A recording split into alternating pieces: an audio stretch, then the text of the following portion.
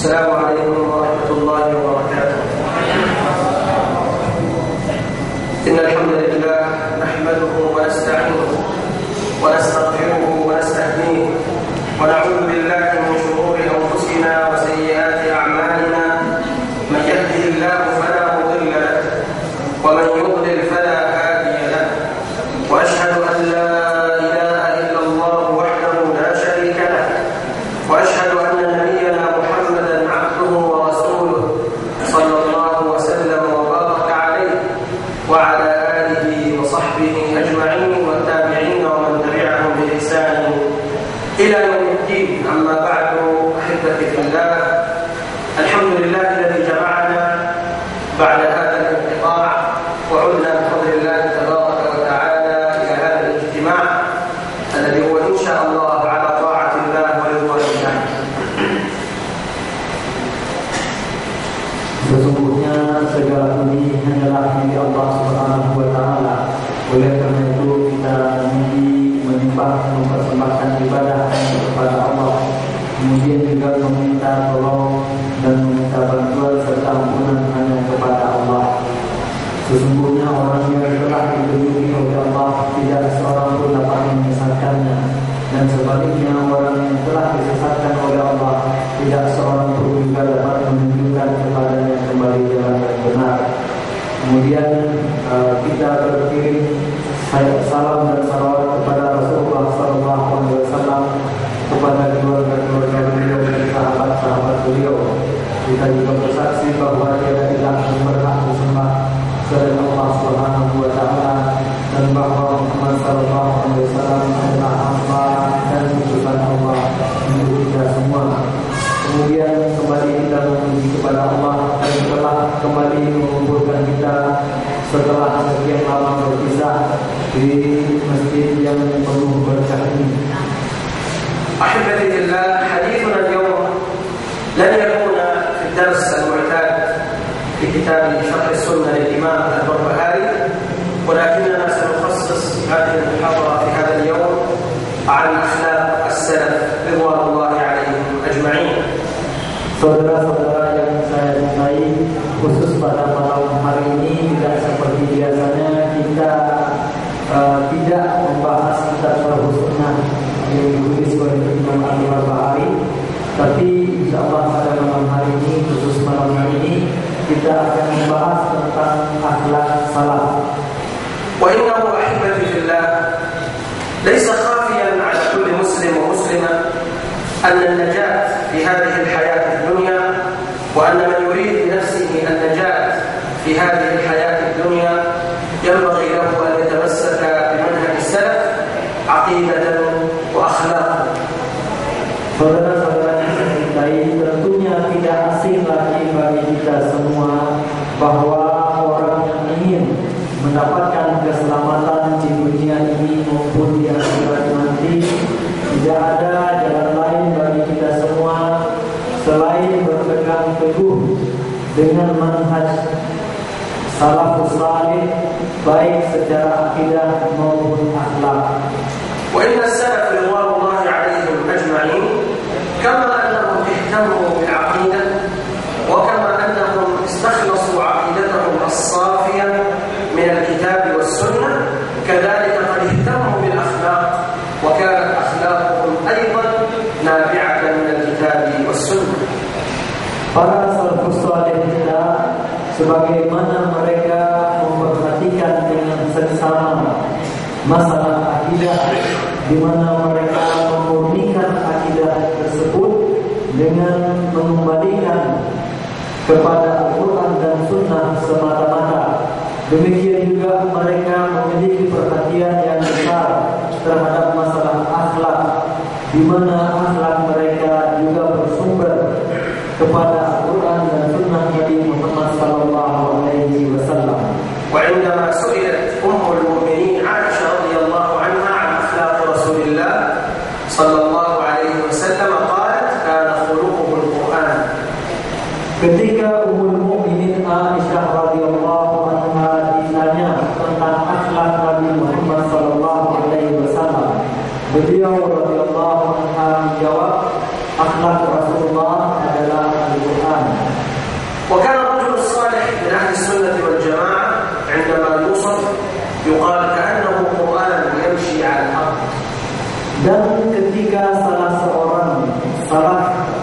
yang bermakna sahih. Ketika beliau disebutkan sifat-sifatnya, beliau dikatakan seolah-olah seperti Al-Quran yang berjalan. وإننا نرى في هذا الزمان من الناس من يتمسك بعقيدة أهل السنة والجماعة تمسكا قويا ولكنه يهمل ناحية الأخلاق، ومن الناس من يتمسك بناحية الأخلاق ويهمل الاعتقاد. والصواب هو أن يكون الإنسان عقيدة وأخلاقا على منهج الكتاب والسنة. Pada saat sekarang ini kita perhatikan atau kita dapatkan ada sebagian orang yang begitu perhatian terhadap masalah akidah. Dia betul-betul berpegang dengan akidah yang sahih, akan tetapi melalaikan aspek akhlak. Dan sebaliknya ada juga orang-orang yang begitu perhatian, konsisten dan komitmen untuk berpegang kepada akhlak salaf, akan tetapi mereka mengabaikan aspek akidah. Dan tentunya yang benar, yang seharusnya kita lakukan semua adalah mempentingkan kedua aspek ini, baik akidah maupun akhlak. إذن عندما نطرح منهج السلف ونبين للناس منهج السلف ينبغي أن نبين لهم منهج السلف كاملا من جميع النواحي، لا نغلب ناحية على ناحية، بل نطرحه للناس كاملا غير منقوص. Oleh karena itu ketika kita menyampaikan kemudian memaparkan tentang manhaj salaf kepada umat, kita harus memaparkannya secara menyeluruh. Tidak boleh ada hal-hal yang tidak kita sampaikan. Harus kita sampaikan semua aspek secara seimbang. ولا يقبل للإنسان أن يلتزم بأخلاق السلف ويهمل عقيدته، أو يهمل عقيدته ويلتزم بأخلاقه. Tentu kita tidak bisa berpegang atau berpedoman kepada seseorang yang mempedomani akhlak salaf saja, tetapi dia berakidah tidak mempedomani akidah salaf saleh. Dan sebaliknya juga seperti itu, orang-orang yang hanya mempedomani akidah salaf tetapi tidak mempedomani akhlak salaf, ini pun tidak layak kita pedomani. إننا إذا فهمنا هذا الفهم وطبقناه تطبيقا في حياتنا سنختفي كثيرا من خلافاتنا ومشاكلنا.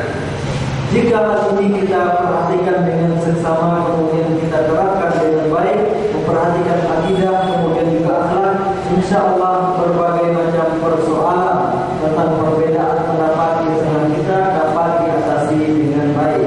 إن من الناس من لا يزور إخوانه في الله بسبب بعض الأخطاء ويقطعهم ويهجرهم ويظن أنه بهذا يطبق عقيدة أهل السنة والجماعة. Ada di antara kita misalnya tidak sudi mengunjungi saudara-saudaranya hanya karena beberapa kesalahan, sesuatu yang dianggap kesalahan. Kemudian mereka menyangka tindakan tidak mengunjungi ini, memutus hubungan ini dianggap sebagai pelaksanaan dari akidah salaf. بينما نجد رسولنا صلى الله عليه وسلم يخرج من بيته ويذهب إلى بيت يهودي كان يؤذيه، يهودي كان يؤذيه ويلقي الأذى أمام بيته صلى الله عليه وسلم، يخرج رسول الله من بيته لزيارته، وتكون هذه الزيارة سببا في هداية هذا الإنسان ودخوله في دين الله ونجاته من النار. Sementara itu Rasulullah SAW sendiri kita ketahui beliau justru mau mengunjungi seorang Yahudi, orang Yahudi yang tadinya menyakiti, berbuat tidak senonoh terhadap Rasulullah SAW. Dia sering menaruh kotoran-kotoran di jalan yang dilewati oleh Rasulullah. Rasulullah keluar rumah beliau untuk mengunjungi orang Yahudi ini ketika dia sakit. Kemudian justru kunjungan Rasulullah itu menjadi sebab dapat hidayahnya orang Yahudi tersebut. وهذا شيخ الإسلام ابن تيمية رحمه الله تبارك وتعالى، وهو كما تعلمون من أئمة أهل السنة والجماعة. ماذا ألد أعداء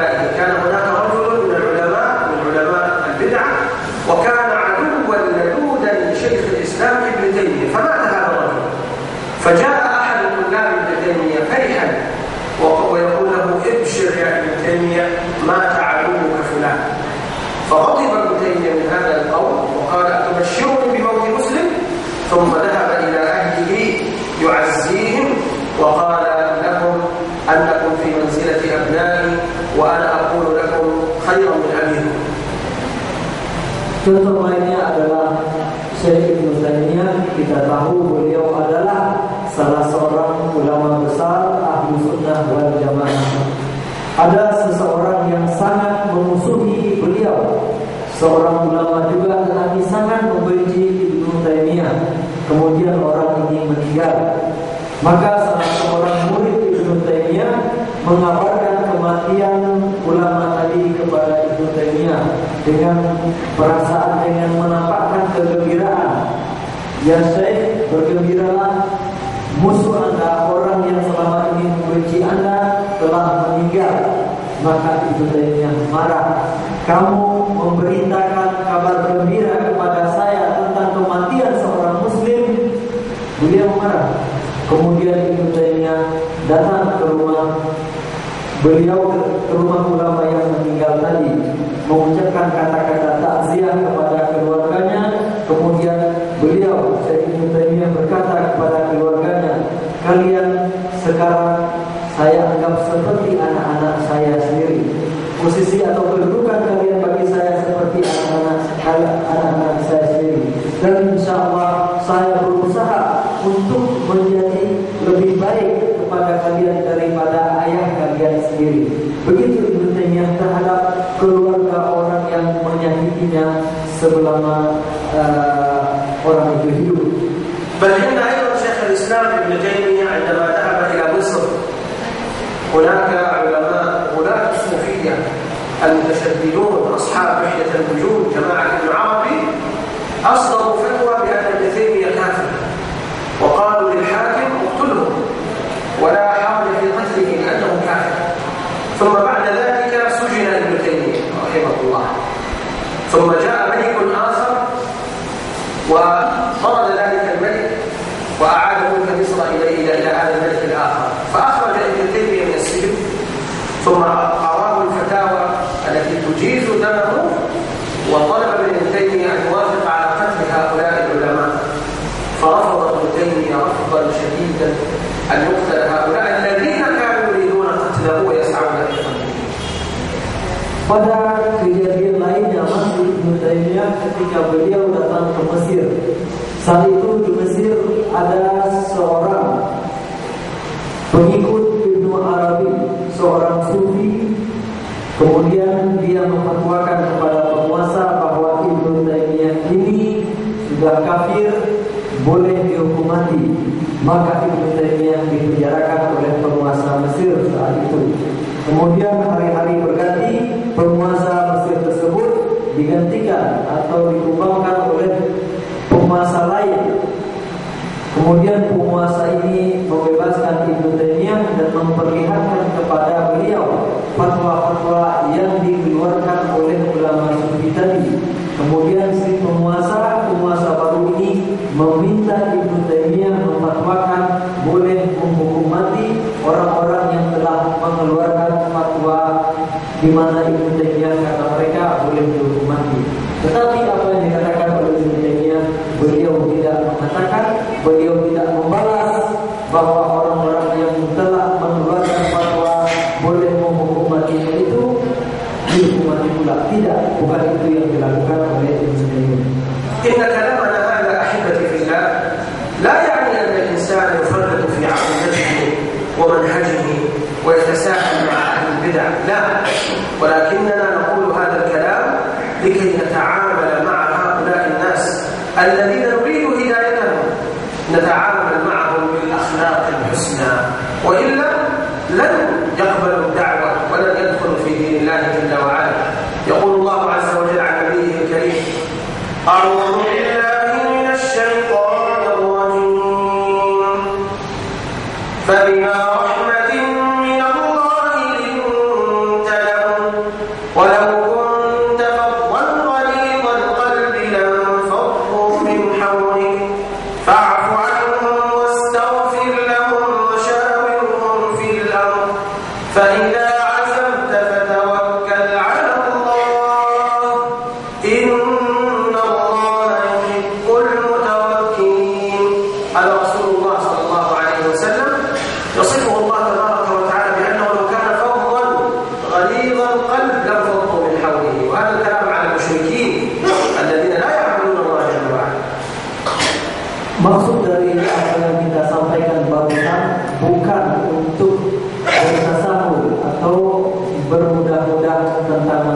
kita.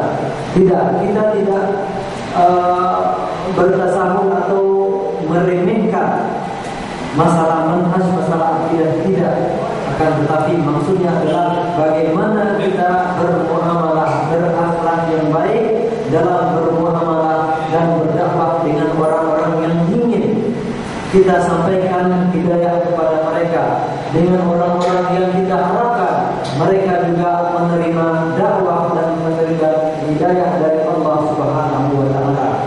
Karena Allah Subhanahu wa taala sendiri mengatakan tentang Rasulullah, di mana Allah mengatakan, Allah perintahkan Rasulullah sallallahu alaihi wasallam untuk bersikap lemah lembut kepada orang-orang musyrikin.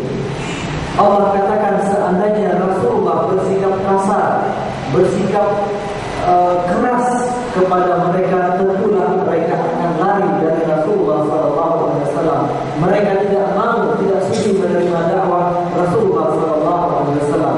Allah katakan itu tentang bagaimana Rasulullah bermuamalah dengan orang-orang musyrikin.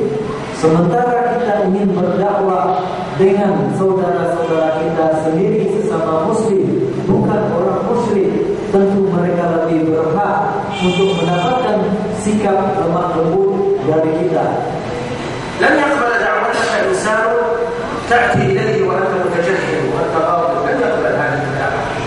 ولكن إذا أتيت إليه بابتسام ووجهك فيه النور فإنه سيقبل دعوتك. عبد الله بن سلام كان رجلا يهوديا، ولكن عندما هاجر النبي صلى الله عليه وسلم إلى المدينة خرج الناس لاستقباله، فخرج معه عبد الله بن سلام. فلما رأى النبي صلى الله عليه وسلم قال والله إن وجهه ليس بوجه كذاب، عليه نور الابتسامة والوقار، فدخل في قلب عبد الله بن سلام الإسلام. Jika kita mendatangi seseorang, mendakwahnya sementara kita datang dengan wajah yang sangar, kemudian dengan wajah yang tidak ramah, tentu orang-orang tidak akan menerima dakwah kita.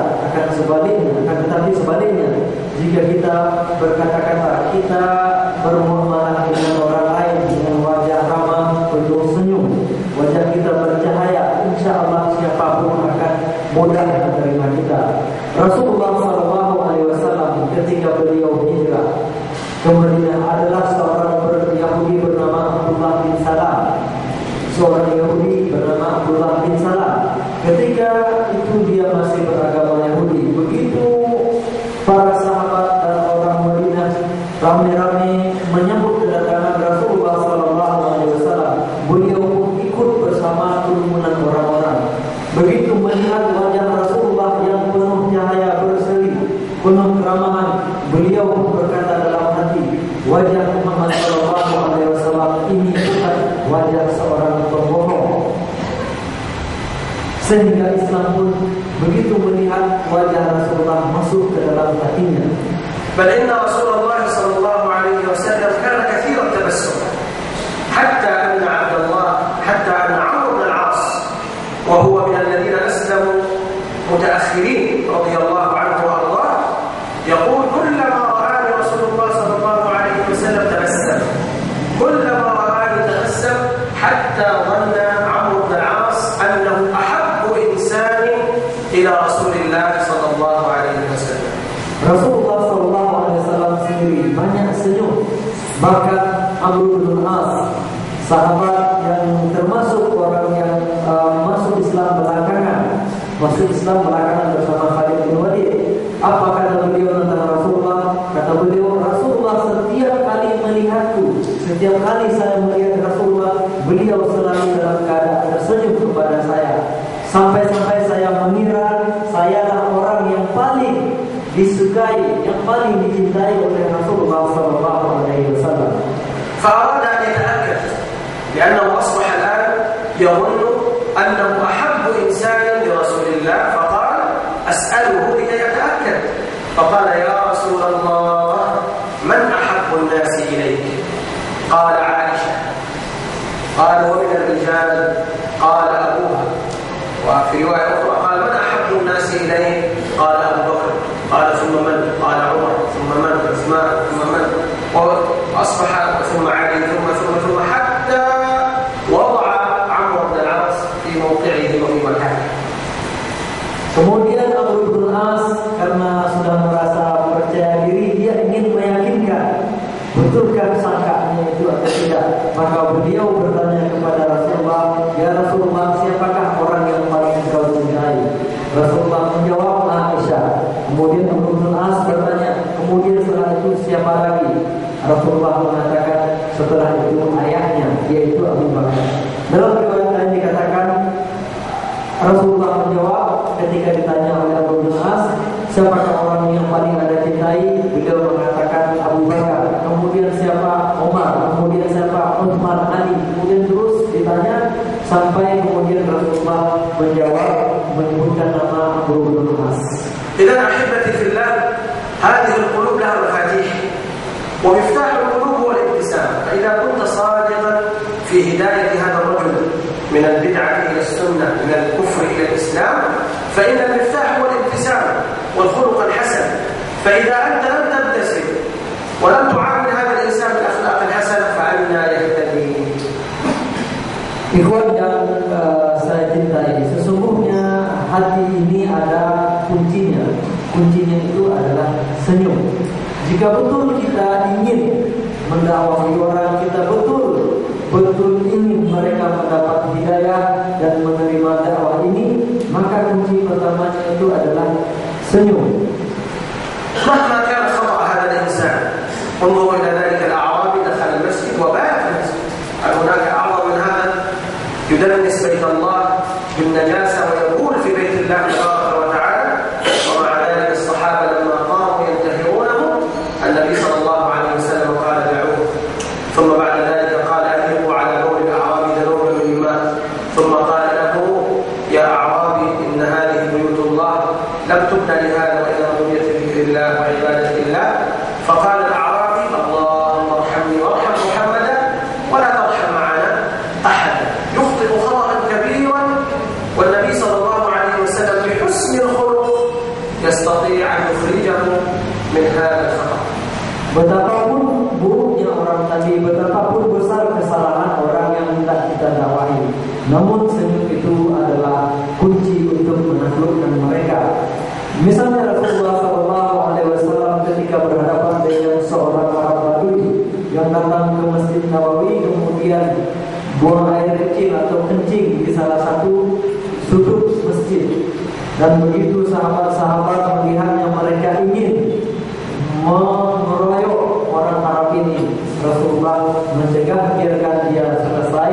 Kemudian setelah selesai, Rasulullah perintahkan ambil air siram. Setelah disiram, Rasulullah panggil. Rasulullah mengatakan kepada orang Arab Badui tadi, masjid ini dibangun bukan untuk tempat buang air seperti ini, tetapi dibangun untuk zikir, untuk ibadah, menyembah Allah Subhanahu wa Ta'ala. Kemudian orang tadi pun tahu kesalahannya, kemudian insaf, dan akhirnya apa yang dikatakan, dia berdoa, ya Allah, rahmatilah saya dan rahmatilah Muhammad SAW, dan jangan rahmati yang lain-lainnya. Jadi Rasulullah SAW dengan akhlak yang mulia tadi bisa menyelamatkan orang Arab Badui tadi dari kejahilannya, kemudian mendapatkan hidayah dari Allah Subhanahu wa Ta'ala. بل يأتي إليه شاب من شباب المسلمين يدخل المسجد والرسول صلى الله عليه وسلم مع صحابته الكرام ويطلب طلبا غريبا عجيبا، يا رسول الله إذن لي في الزنا. يريد أن يزني بإذن كما يشاء ومعه إذن بالزنا. هذا طلب عجيب غريب، يطلب فعل الفاحشة وبإذن رسول الله صلى الله عليه وسلم. لو جاء الرجل طلب هذا الطلب قد نقتله، ولكن النبي صلى الله عليه وسلم بكرمه وحسن خلقه قال له اقترب، فاقترب هذا الغلام قال يا ابن أخي أترضاه لأمك؟ قال لا. قال وكذلك الناس لا يرضونه لأمهاتهم. أترضاه لأختك؟ قال لا. قال وكذلك الناس لا يرضونه لأخواتهم. أترضاه لابنتك؟ قال لا. قال وكذلك الناس لا يرضونه لبناتهم، لعمتك، لخالتك. والرسول صلى الله عليه وسلم قبح له الزنا إنما يتخيل أن هؤلاء المحارم محارمه يزنى بهم فخرج حب الزنا من قلبه. Pada kesempatan lainnya, Rasulullah SAW berada di masjid bersama para sahabat. Tiba-tiba masuklah seorang pemuda, kemudian apa katanya kepada Rasulullah? Ya Rasulullah, beri saya izin untuk berbuat zina. Kita bisa bayangkan betapa lancarnya anak pemuda ini datang ke masjid, kemudian ingin mendapatkan surat izin melakukan maksiat yang sangat besar. Izin itu pun dia minta langsung kepada Rasulullah SAW. Mungkin jika hari ini kita hadapi orang semacam ini, kalau tidak kita hukumi, mungkin kita caci maki. Akan tetapi apa yang dilakukan oleh Rasulullah SAW? Mendekatlah ke sini. Setelah anak muda tadi mendekat, Rasulullah bertanya, apakah kamu suka jika ibumu yang diperlakukan seperti ini, yang dizinai orang? Dia mengatakan, saya tak sudi.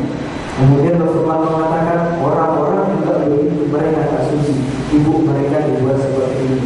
Kemudian lanjut Rasulullah, sudikah kamu jika saudara perempuanmu dizinai orang? Orang tadi mengatakan, saya tak sudi Rasulullah.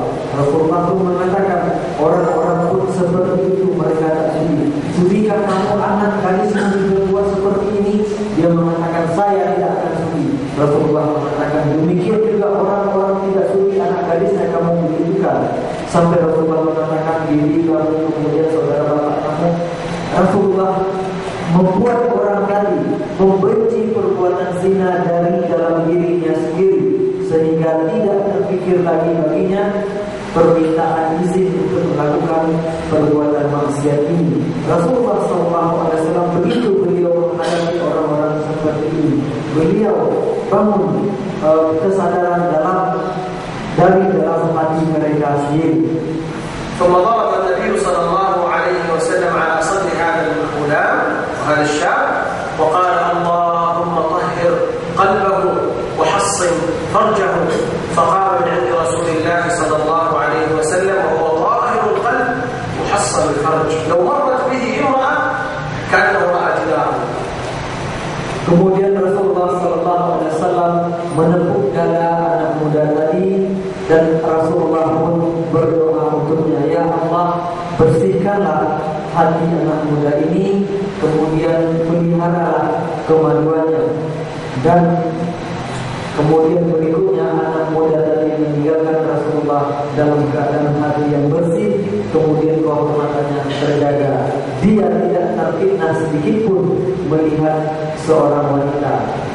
ولعلنا نضرب مثلا في إمام كبير من أئمة أهل السنة والجماعة ونذكر طرفا من أخلاقه العالية العظيمة. Barangkali bagus juga kita sebutkan contoh-contoh dari para ulama-ulama salaf supaya kita dapat